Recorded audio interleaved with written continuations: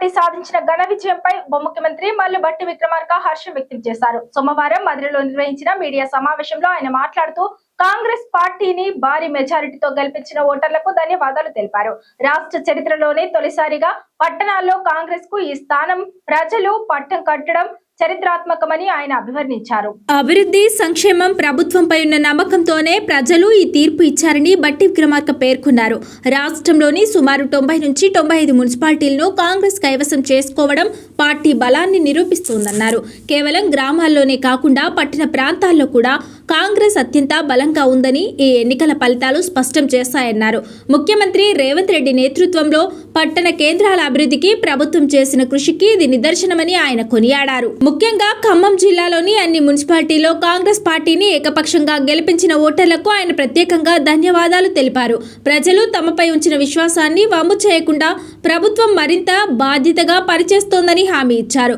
ఎన్నికల సమయంలో ఇచ్చిన ప్రతి వాగ్దానాన్ని అమలు చేసి పట్టణ ప్రజల రుణం తీర్చుకుంటామని భట్టి విక్రమార్క స్పష్టం చేశారు. భవిష్యత్తు ప్రణాళికల గురించి మాట్లాడుతూ 2047 నాటికి తెలంగాణను $3 ట్రిలియన్ ఆర్థిక వ్యవస్థగా తీర్చిదిద్దడమే తమ ప్రభుత్వ ప్రధాన లక్ష్యమని డిప్యూటీ సీఎం వెల్లడించారు. ఇందుకోసం పారిశ్రామికీకరణ, మౌలిక వసతుల కల్పన, ఉద్యోగాల సృష్టిపై ప్రత్యేక దృష్టి సారిస్తున్నట్లు తెలిపారు. మధిర నియోజకవర్గాన్ని మోడల్ పట్టణంగా తీర్చిదిద్దేందుకు ప్రత్యేకంగా డెవలప్మెంట్ కమిటీని ఏర్పాటు చేయనున్నట్లు ప్రకటించారు.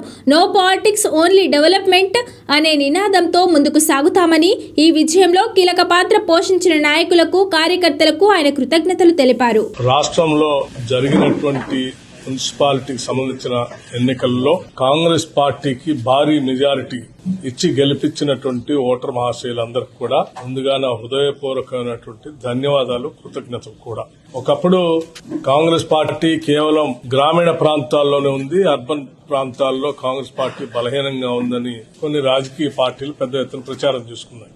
శాసనసభ ఎన్నికల్లోనే కాదు, తర్వాత జరిగిన స్థానిక సంస్థల ఎన్నికల్లో కూడా భారీ మెజార్టీతో గెలిచి గ్రామీణ ప్రాంతాల్లో కాంగ్రెస్ పార్టీ చాలా బలంగా ఉందని నిరూపించుకోవడం జరిగింది. తర్వాత ఇప్పుడు జరిగినటువంటి అర్బన్ సంస్థలకు సంబంధించి జరిగిన ఎన్నికల్లో అత్యధిక శాతం భారీగా నియరింగ్ అబౌట్ నేను అనుకుంటున్నాను 90 నుంచి 95 మధ్యలో మున్సిపాలిటీస్ ఉంటాయని అనుకుంటున్నాను నేను. ఇంత భారీగా అర్బన్ ఓటర్స్ కాంగ్రెస్ పార్టీ విజయం సాధించి రాష్ట్ర చరిత్రలోనే పెద్ద ఎత్తున మొదటిసారి ఇంత పెద్ద విజయాన్ని అందించినటువంటి అర్బన్ ఓటర్ మహాశయులందరికీ కూడా హృదయపూర్వకమైనటువంటి ధన్యవాదాలు. అభివృద్ధి, సంక్షేమము, నమ్మకం, ట్రస్ట్, ఈ మూడు అత్యంత ప్రధానమైనటువంటి అంశాలుగా ఈరోజు అర్బన్ ఓటర్స్ అంతా కాంగ్రెస్ పార్టీని, కాంగ్రెస్ ప్రభుత్వాన్ని చూసి ఓట్లేశారు.